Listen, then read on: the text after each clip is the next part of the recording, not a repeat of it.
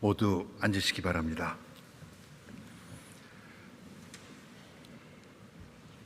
가을이 깊어가는 한 주간 잘 지내셨습니까?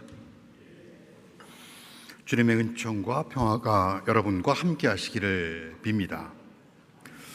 요즘 국내 정세가 혼란스럽습니다. 남북 간에 서로를 적으로 규정하며 거친 말들이 오가더니 끝내 남북을 이어주는 도로와 철도마저 끊기고 말았습니다. 길이 사라졌다는 것은 화해와 소통의 길이 막혔다는 의미입니다. 주님께서 이 땅에 평화의 길을 다시 열어주시기를 간절히 기도합니다. 이스라엘과 팔레스타인 사이에 일어난 전쟁도 어느덧 1년이 지나며 주변국으로 확산되고 있습니다. 이 전쟁의 가장 큰 피해자는 여성과 어린 아이들입니다. 희생자의 70%가 이들이라고 합니다. 우리가 무심히 누리고 있는 평범한 일상도 그곳에서 살아가는 사람들에게는 간절한 소원입니다. 모진 겨울이 닥치기 전에 길바닥에 쓰러져 잠을 청하는 이들이 집으로 돌아갈 수 있기를 기도합니다. 성부와 성자와 성령의 이름으로 말씀드립니다. 오늘 복음은 예수님께서 세 번째 수산 예고를 한 직후에 일어난 일입니다. 앞서 두 번의 수산 예고에서 예수님은 자신이 고난을 받고 십자가에 죽게 될 것이라고 말씀하셨습니다. 첫 번째 수산 예고를 듣고 베드로는 그렇게 해서는 안 된다며 예수님을 책망하다가 예수님께 사탄이라고 불릴 만큼 크게 꾸중을 들었습니다. 이어서 두 번째 수산 예고가 있었지만 제자들은 달라지지 않았습니다. 예수님께서 다시 한번 제자들을 불러 사람의 아들이 잡혀 사람들의 손에 넘어가 그들에게 죽었다가 사흘 만에 다시 살아날 것이라고 재차 말씀하셨지만 제자들은 어떻게 했습니까? 그들은 누가 가장 높은 사람이냐 하는 문제로 서로 다툴 뿐입니다. 오늘 복음에서 야고보와 요한은 마치 이전에 있었던 두 번의 순환 예고를 듣지 못했던 것처럼 행동합니다. 그들은 예수님께 몰래 찾아와 주님께서 영광의 자리에 앉으실 때 저희 중 하나를 주님의 오른편에 또 하나를 왼편에 앉게 해 주십시오라고 요청합니다. 이는 예수님께서 사람들이 나를 조롱하고 침뱉고 채찍질하고 마침내 죽일 것이라고 자신의 고난과 죽음에 대해 세 번째로 예고하신 직후입니다. 여기서 우리가 주목할 것은 세 번의 순환 예고 앞뒤에 마치 괄호를 치듯 예수님께서 앞을 보지 못한 사람의 눈을 뜨게 하신 이야기가 배치되어 있다는 것입니다. 첫 번째 순환 예고에 앞서 예수님은 벳사이다 동네에서 태어날 때부터 앞을 보지 못하는 사람을 치유하셨고 세 번째 순환 예고가 있은 다음에는 바르티메오의 눈을 뜨게 하셨습니다. 이는 우연이 아니라 마르코의 의도적인 편집입니다. 이러한 구성은 마르코가 예수님께서 세 번이나 순환 예고를 하셨음에도 불구하고 제자들이 영적으로 눈이 가려져 그 의미를 깨닫지 못했다는 것을 상징적으로 보여줍니다.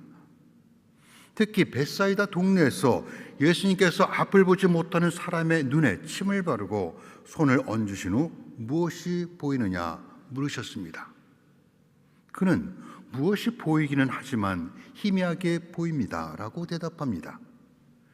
예수님이 다시 그의 눈에 손을 대시자 그제서야 모든 것을 똑똑히 볼 수 있게 됩니다. 이는 제자들이 지금 십자가의 의미를 완전히 이해하지 못하지만 예수님의 가르침이 그들의 마음에 깊이 스며들면 모든 것을 분명히 깨닫게 될 것을 암시한 것입니다. 이는 때때로 믿음이 흔들리는 우리에게도 큰 위로가 됩니다. 사도 바울이 지금은 희미하게 보이나 그때에는 얼굴과 얼굴을 맞대고 볼 것입니다.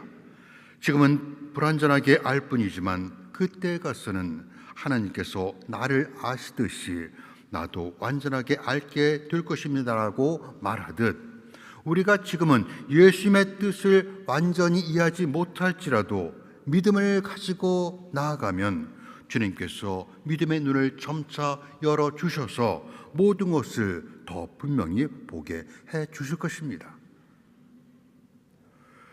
우리가 몇 주 전 읽은 복음에서 누가 제일 높은 사람인가를 두고 다투는 제자들에게 예수님은 첫째가 되고자 하는 사람은 꼴찌가 되어 모든 사람을 섬기는 자가 되어야 한다고 가르치셨습니다. 이것으로 누가 가장 큰 사람인가에 대한 논쟁은 일단락된 것으로 알았는데 오늘 복음에서 제자들은 또다시 같은 문제를 일으킵니다. 제자 중 야고보와 요한이 예수님께 선생님께서 영광의 자리에 앉으실 때 저희를 하나는 선생님의 오른편에 하나는 왼편에 앉게 해달라고 부탁한 것입니다. 그들이 은밀히 예수님을 찾아와 선생님 소원이 있습니다. 꼭 들어주십시오 하고 말한 것을 보면 즉흥적으로 그런 것은 아닙니다. 베드로와 함께 변화산에서 예수님이 눈부시게 변모하시는 최고의 신앙 체험을 했던 그들은 그럴 만한 자격이 있다고 생각했습니다. 앞서 너희는 나를 누구라고 생각하느냐 하는 예수님의 질문에 선생님은 그리스도이십니다라고 대답한 베드로에게 수제자의 자리는 빼앗겼지만 이번만큼은 변화산에서 예수님 옆에 있던 모세와 엘리야처럼 되고 싶었는지 모릅니다. 하지만 정작 예수님의 십자가에 들려 영광을 받으실 때 사랑하는 제자들은 모두 도망가고 두 명의 강도만이 예수님의 양편에 있었습니다. 이는 예수님의 영광이 이 세상의 권세나 명예와는 전혀 다른 차원이라는 것을 웅변합니다. 십자가 양편에 있던 두 강도는 인간의 죄와 타락을 대표합니다. 죄가 없으신 예수님이 죄인들과 똑같이 죽으심으로써 우리의 죄를 대신 짊어지셨습니다. 이는 계속의 의미로 나는 섬김을 받으러 온 것이 아니라 섬기러 왔고 많은 사람들을 위하여 목숨을 바쳐 몸값을 치르러 온 것이다 하신 말씀이 이루어졌습니다. 야고보와 요한의 부탁을 듣고 예수님은 너희가 청하는 것이 무엇인지 알고 있느냐? 내가 마시게 될 잔을 너희도 마실 수 있으며 내가 받을 고난의 세례를 받을 수 있단 말이냐 하고 물으셨습니다. 그들은 예, 할 수 있습니다라고 대답했지만 그들이 마실 수 있다고 대답한 예수님의 잔은 그들이 상상하는 축배의 잔이 아니었습니다. 그 잔은 마지막 만찬에서 잔을 들어 감사의 기도를 올리신 다음 제자들에게 건네시며 이것은 내 피다. 많은 사람을 위하여 내가 흘리는 새로운 계약의 피다 말씀하신 고난의 잔입니다. 또한 예수님께서 마실 잔은 십자가 위에서 목말라는 예수님에게 병사들이 건넨 쓰디쓴 죽음의 잔입니다. 그 잔은 죽음을 앞두시고 겟세마니 동산에서 아버지께서는 무엇이든 다 하실 수 있으시니 나에게서 이 잔을 거두어 주소서라고 기도하셨던 고뇌의 잔입니다. 죄가 없으시지만 하느님께서 원하시는 일을 이루기 위해 요한에게 세례를 받으신 예수님은 또 다른 세례를 받아야 했습니다. 예수님이 받으실 잔과 세례는 죽음입니다. 그리고 예수님이 앉으실 왕자는 십자가이며 머리에 쓰실 왕관은 가시 면류관입니다. 십자가를 통해 예수님은 하나님께서 원하시는 일, 곧 인류 구원을 완성하시고 모든 사람에게 생명의 문을 열어주셨습니다. 이처럼 예수님은 십자가를 바라보지만 제자들은 영광을 바라봅니다. 예수님은 그런 제자들에게 화가 날 만도 한데 놀랍게도 그들의 대답에 긍정합니다. 너희도 내가 마실 잔을 마시고 내가 받을 고난의 세례를 받기는 할 것이다. 실제로 마르코 복음이 기록될 무렵 야고보는 헤로데 아그리파 1세에 의해 사도들 중 첫 번째로 순교를 당했습니다. 그렇다면 야고보와 요한이 예수님께 오른편과 왼편을 청한 것을 긍정적으로 바라볼 수 있지 않을까요? 두 번째 수한 예고를 들었을 때까지도 제자들은 두려워서 아무 말도 하지 못했습니다. 그런데 오늘 복음에서 야고보와 요한이 예수님의 옆자리를 청하는 것은 그들이 희미하게나마 예수님의 승리를 확신하기 시작했다는 것을 보여주는 것으로 해석할 수도 있습니다.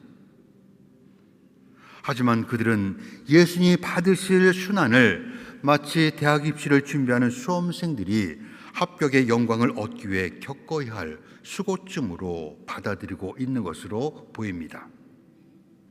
제자들이 이해하는 승리는 여전히 세속적인 영광입니다. 그러나 십자가는 영광을 위해 거쳐야 하는 통과 의례가 아닙니다. 세상의 구원을 위해 자신을 온전히 내어주고 생명까지도 희생하는 하느님의 절대적인 사랑입니다. 그런데 예수님과 그들의 대화를 옆에서 듣고 있던 다른 제자들이 가만히 있을 리가 없습니다. 그들이 화가 난 것은 야고보와 요한이 예수님의 뜻을 오해했다는 것 때문이 아니라 자신들이 먼저 그 생각을 하지 못했다는 것에 스스로 화가 난 것입니다. 더구나 예수님께서 내 오른편과 왼편에 앉을 사람은 하느님께서 미리 정해 놓으셨다고 하신 말씀을 듣고는 야고보와 요한 말고도 먼저 선수를 친 사람이 있다고 생각했습니다. 그들이 분노한 것은 정의감이 아니라 질투에서 나온 것입니다. 그들도 야고보나 요한보다 나을 것이 없습니다. 제자들은 이렇게 권력을 세상의 방식대로 이해하고 있습니다. 제자들은 예수님의 오른편과 왼편에 앉게 해달라고 말할 때 예수님이 세상의 왕으로 등극하실 것을 기대했을 것입니다. 예수님은 그들의 잘못된 생각을 꾸짖는 대신 위대함에 대해 가르치실 기회로 삼으셨습니다. 몇 주 전 우리가 읽은 복음에서 첫째가 되고자 하는 사람은 꼴찌가 되어 모든 사람을 섬기는 사람이 되어야 한다고 말씀하신 예수님은 오늘 다시 한번 첫째와 위대한 자가 되는 것이 무엇을 의미하는지를 재정의하려고 합니다. 우리는 종종 세속적인 의미를 그대로 기독교적 맥락으로 옮겨와 문제를 일으키고는 합니다. 오늘 복음에서 언급하는 권력이라는 단어도 그 가운데 하나입니다. 예수님은 통치자들은 백성을 강제로 지배하고 또 높은 사람들은 백성을 권력으로 내리누른다. 그러나 너희는 그래서는 안 된다고 말씀하셨지만 우리는 여전히 권력을 힘, 지배, 영향력으로 해석합니다. 예수님은 누구든지 높은 사람이 되고자 하는 사람은 남을 섬기는 사람이어야 하고 으뜸이 되고자 하는 사람은 모든 사람의 종이 되어야 한다고 하셨지만 우리는 종과 하인을 세상이 말하는 그대로 하찮은 일을 하는 천대받는 사람으로 해석합니다. 제자들도 그랬습니다. 그들은 종이 아니라 최고가 되고 싶었습니다. 하지만 예수님은 언제나 우리를 다른 길로 부르십니다. 서로에게 군림하는 존재가 아니라 서로를 진정으로 바라보고 존중하며 존엄한 존재로 보라고 합니다. 하늘의 이치는 자기 자신을 버림으로써 자신을 찾는 것이며 주는 것에서 받고 지는 것이 진정으로 이기는 것입니다. 예수님은 종이 되라고 제자들에게만 요구한 것이 아닙니다. 예수님은 사람의 아들도 섬김을 받으러 온 것이 아니라 섬기러 왔고 또 많은 사람을 위하여 목숨을 바쳐 몸값을 치르러 온 것이라고 말씀하셨습니다. 이는 진심이었습니다. 바울로는 필리피서 2장에서 그리스도 예수는 하나님과 본질이 같은 분이셨지만 하나님과 동등한 존재가 되려 하지 않으시고 당신의 것을 다 내려놓고 종의 신분을 취하셨습니다라고 말합니다. 그분께서 우리에게 모든 사람의 종이 되라고 합니다. 가정에서, 직장에서, 그리고 교회에서 다른 사람을 섬기는 종의 마음과 손이 되라는 것입니다. 얼음이 차갑지 않으면 얼음이 아니요, 불이 뜨겁지 않으면 불이 아닌 것처럼 종이 되지 않고는, 종의 마음과 손이 없이는 예수님의 제자가 될 수 없습니다. 18세기에 캔터버리 대주교를 지낸 토마스 세커 주교는 종에는 세 가지 부류가 있다고 했습니다. 첫 번째 종은 두려움 때문에 주인을 섬기는 노예이고, 두 번째 종은 보상을 기대하고 주인을 섬기는 사꾼입니다. 마지막 세 번째 종은 주인을 사랑해서 섬기는 아들입니다. 여러분은 어떤 종입니까? 예수님은 모든 사람의 종이 되어 섬기셨고 십자가에 죽으셨습니다. 그래서 십자가는 모든 희망이 사라진 가장 어두운 시간에도 하나님께서 우리와 함께 계시다는 표징이 되었습니다. 그러므로 우리는 하나님의 우편에 앉아 계신 예수님이 아니라 세상과 우리를 위해 십자가에 달리신 예수님을 먼저 바라보아야 합니다. 둘 다 중요하지만 우리의 신앙은 항상 십자가에서 시작해야 합니다.